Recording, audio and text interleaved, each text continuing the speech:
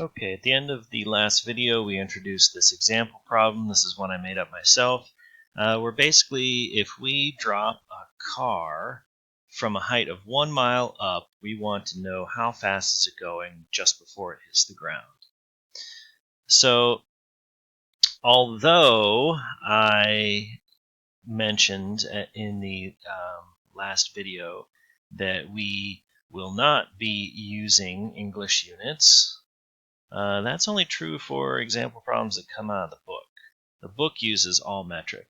But as I said, this is one I came up with on my own, so we are going to, in fact, for this example problem, need to use the acceleration due to gravity of 32.2 feet per second squared. So, following my guess method of writing out givens, unknowns, finding the right equation, substituting and solving, what is given? Well, our initial height, okay, and up until now our one-dimensional motion we have been considering to be horizontal along the x-axis. So our equations that have been used for placement have had x in it. Now we could continue to do that if we wanted to. We just need to basically rotate this up in the air 90 degrees. And we can say that our starting x position is 1 mile up, or 5,280 feet. And our final x position is down here at 0. So this is x naught beginning, x final, no subscript. Or we can use y's. And when we get into the next chapter where we deal with two-dimensional motion, we will definitely use y's. But for now, we can continue to use x's. So we can say that x naught initial is 5,280 feet. Our final x is 0. Our initial velocity is 0. We're going to start it from rest. So that's miles per hour. What else do we know? Acceleration. We know that the acceleration due to gravity in English units is 32.2 feet per second squared. And what else? I think that's it, okay? And what is the unknown? What are we looking for? Our final velocity, v with no subscript. Okay, so again, we need to look at those four constant acceleration equations. I'll just back all the way up. Back up to that slide. It's passed up. Okay, so looking at these four equations, we need to be able to choose which of these four is going to help us out here. Again, we don't really know time, and we're not asked to find time. So that just becomes an additional unknown that is really not going to help us out. Again, this equation here, the fourth one, isn't particularly helpful. So I think once again, this is the equation we need to go with. V squared, because that's what we're looking for. We want to know final velocity.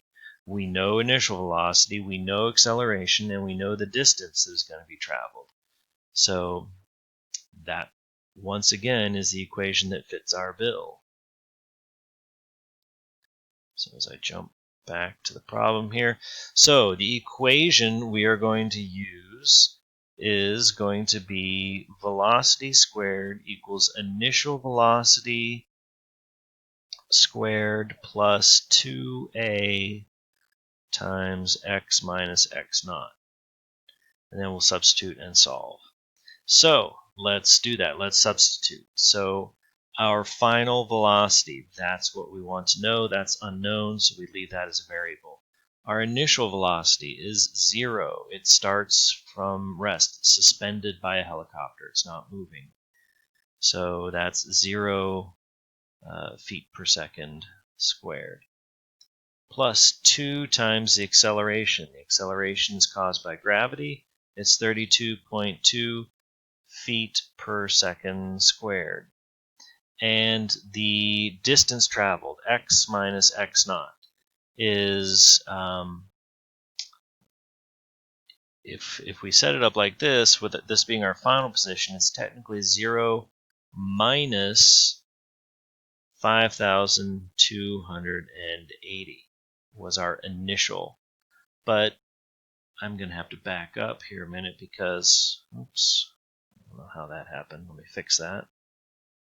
Okay, so as I was about to say, if we stick to this convention that we're starting at a position of 0, or starting at 5,280 feet up and ending at 0, we really need to consider then also the direction of our acceleration.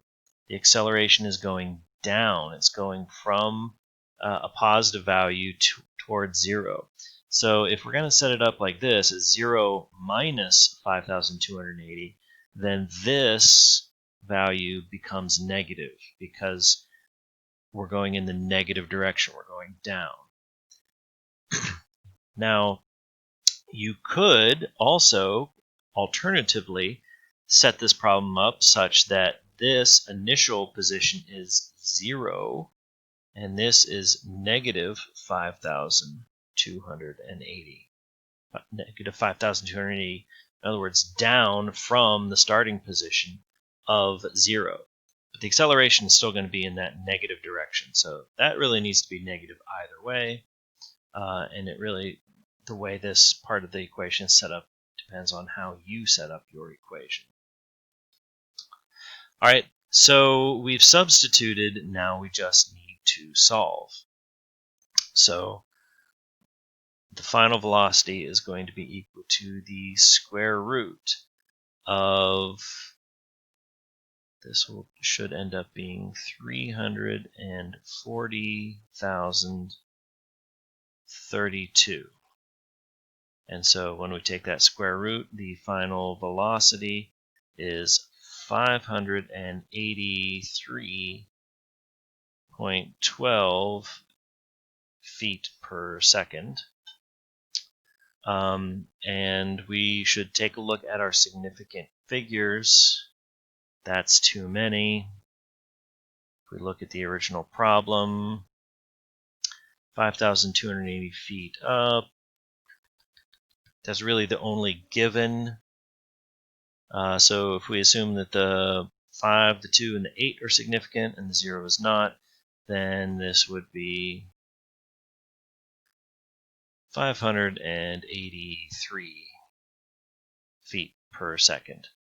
So the reason on the show that they did this is because they had a race between the Volkswagen Beetle and Porsche 911, and they raced the Porsche along the ground. So let's see here, 583 feet per second. That seems kind of fast, but most of us can't really visualize feet per second.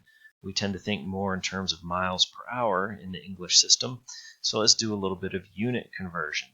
If I take my 583 feet per second, and I have 5,280 feet for every 1 mile, and for every 3,600 seconds, there is 1 hour. My feet and feet will cancel out.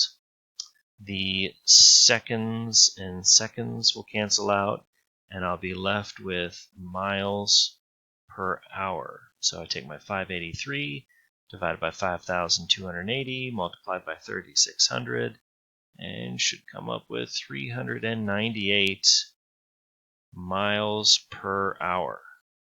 That is fast. That's very fast in terms of the speed of a car. And the video from this episode I have embedded in the PowerPoint that's posted to Blackboard. You can check that out. I'm not going to play it here.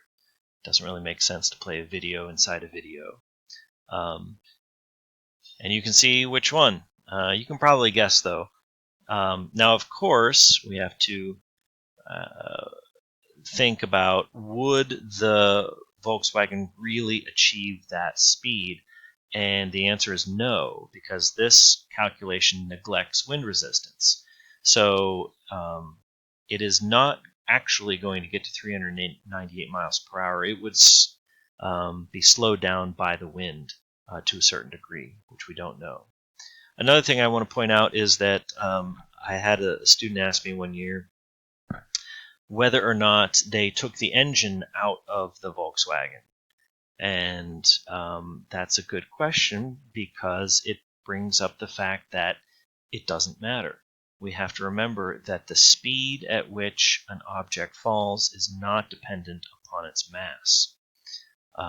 So it doesn't matter whether the engine was still in it or not. It doesn't matter if the entire car was filled with lead bricks. It wouldn't fall any faster.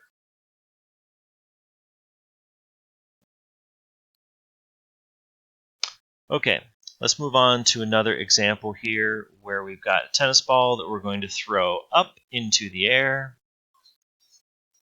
And we're going to give it an initial velocity, 15 meters per second. I should put the 15.0. Let's not forget our significant figures. Okay, so we're going to give it an initial velocity up. How high is it going to go? Ignore air resistance. All right, so what do we know? We know that the initial velocity is 15.0 meters per second.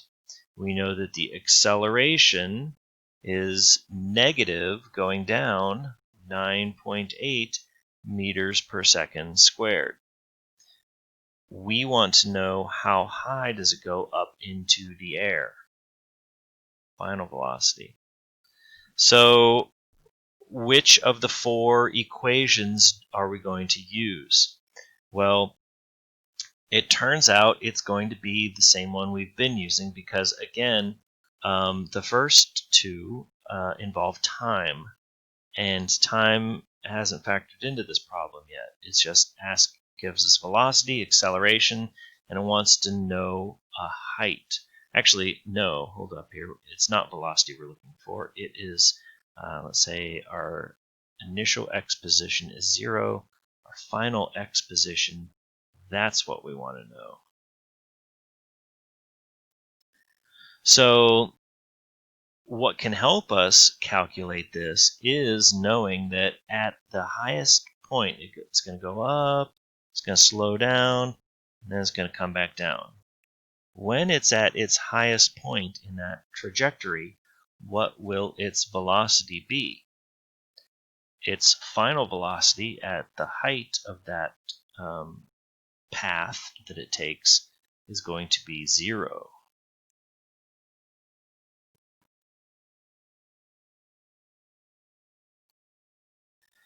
So if I set up the equation here, v squared equals v naught plus 2a times, in this equation we're going to use y minus y naught. We could use x and x naught,